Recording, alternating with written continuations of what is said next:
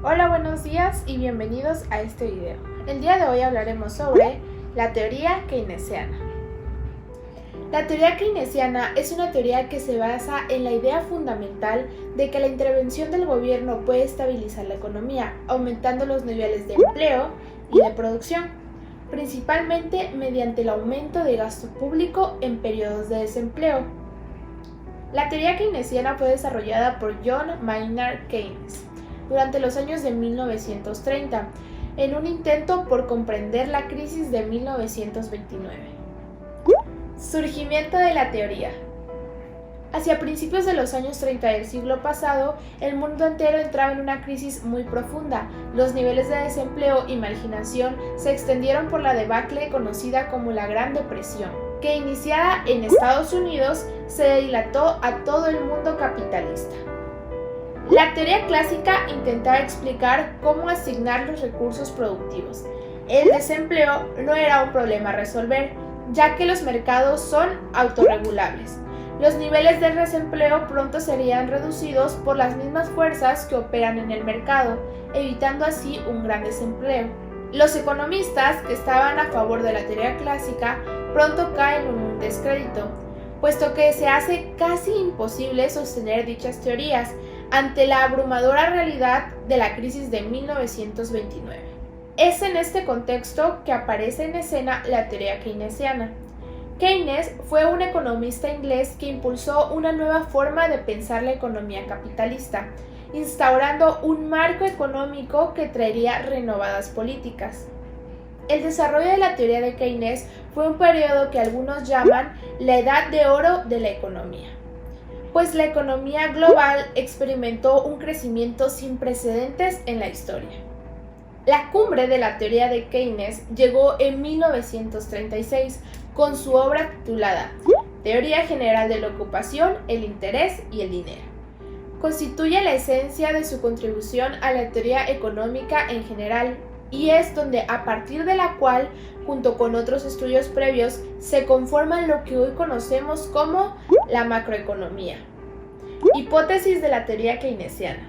La primera hipótesis se titula Inflexibilidad de salarios. El mercado por sí solo no es autorregulable, al menos con la rapidez necesaria. El hecho de que por un tiempo considerable no siempre los mercados están correctamente equilibrados se da por la existencia de rigidez en los precios, especialmente si hablamos de salarios nominales en el mercado laboral. La segunda hipótesis se titula Teoría de la demanda efectiva. Para la teoría keynesiana, el empleo total depende de la demanda total y el paro es el resultado de una falta de demanda total. La demanda efectiva se manifiesta en el gasto de la renta. Si aumenta la renta de una comunidad, también aumentará su consumo, pero este menos que aquella. La tercera hipótesis se titula El interés como premio por no atesorar el dinero. En la teoría keynesiana, el dinero desempeña las funciones de ser unidad de cambio, medida de cuenta y reserva de valor.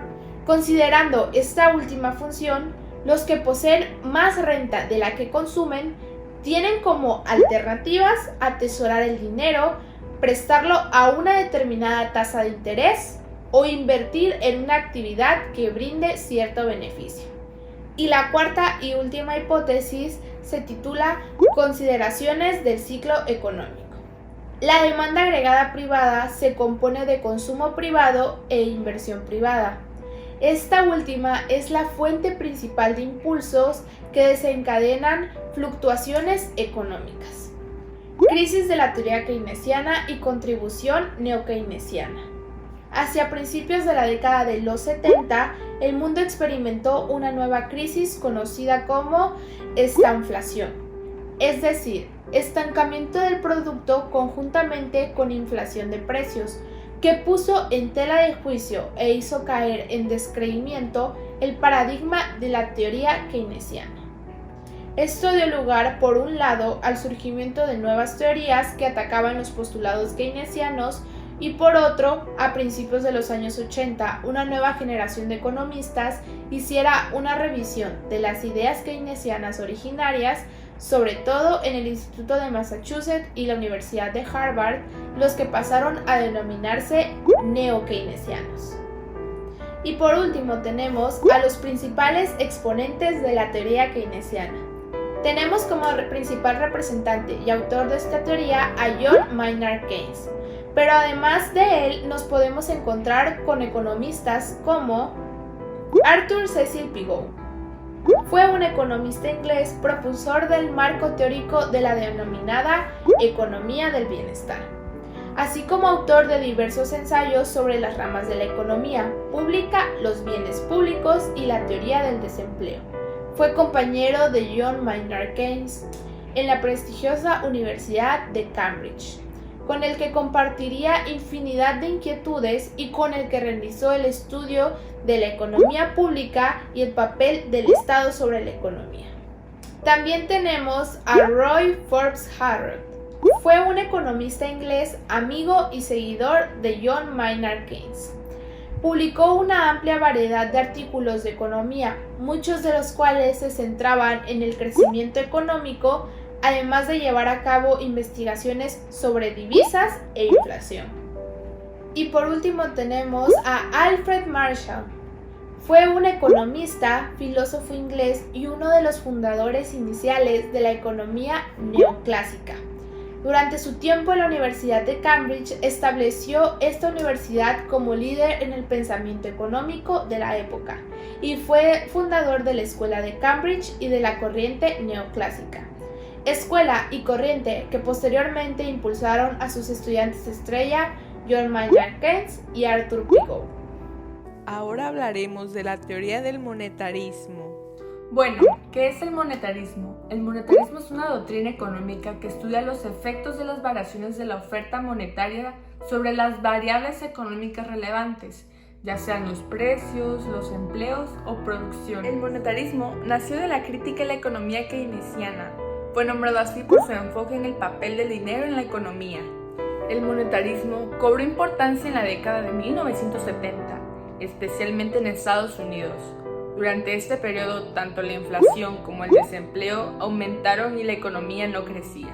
Su auge se produjo a partir de la formulación de la teoría cuantitativa del dinero por parte de Milton Friedman en 1956. La teoría monetarista es una escuela de pensamiento de la economía monetaria, en la que se basa en el papel que tienen todos los gobiernos conforme al control de las cantidades del dinero en circulación. Esta teoría se basa en considerar que el monto total de dinero en una economía es el determinante principal del crecimiento económico. Además, afirma que las variaciones en la oferta monetaria tienen una gran influencia a corto plazo en la producción nacional y a largo plazo en los niveles de precios. Para los monetaristas, lo mejor para la economía es vigilar la oferta de dinero y dejar que el mercado se ocupe de sí mismo. Según esta teoría, el mercado es más eficiente para enfrentar la inflación y el desempleo. Los principales representantes del monetarismo se asocian con Milton Friedman y Karl Bronner. Milton Friedman, economicista ganador del Premio Nobel, fue uno de los primeros en romper con los principios comúnmente aceptados de la economía keynesiana. Friedman afirmaba que la política monetaria debía hacerse enfocándose en la tasa de crecimiento de la oferta monetaria, para así mantener la estabilidad económica y de los precios. Friedman propuso en su libro llamado Una historia monetaria de Estados Unidos de 1867 a 1960 una tasa de crecimiento fija, denominada la regla del K% de Friedman. Esta regla indicaba que la oferta monetaria debía subir una constante anual supeditada al crecimiento del PIB nominal y expresada como un porcentaje fijo anual.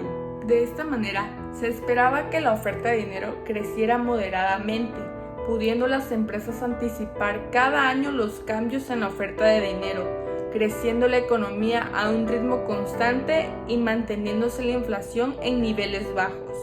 Karl Bronner introdujo en 1968 el término monetarismo en el vocabulario general de la economía. Fundamentalmente, Bronner concibió el monetarismo como la aplicación de la teoría de los precios relativos al análisis de los fenómenos agregados. Este afirmaba que el principio básico del monetarismo es reafirmar la relevancia de la teoría de los precios para comprender lo que sucede en la economía agregada. Bronner consideraba que las principales preposiciones que caracterizan la visión monetarista pueden organizarse en 4 grupos. Estos grupos se refieren a las descripciones del mecanismo de transferencia, las propiedades dinámicas del sector privado, el dominio y la naturaleza de los impulsos monetarios y la separación de las fuerzas agregadas y distributivas. El monetarismo tiene 2 principios básicos. El primero es que la oferta de dinero es el único factor sistemático determinante del nivel de gasto y de la actividad económica. Segundo es que para asegurar la estabilidad de precios, el Banco Central debe establecer un índice de crecimiento de la oferta de dinero a una tasa aproximadamente igual al crecimiento real de la economía. Se puede concluir que la economía sería estable de no ser por las intervenciones del gobierno. Además, la inflación se produce según el monetarismo porque hay más dinero en circulación, y este apoya la idea de libre comercio.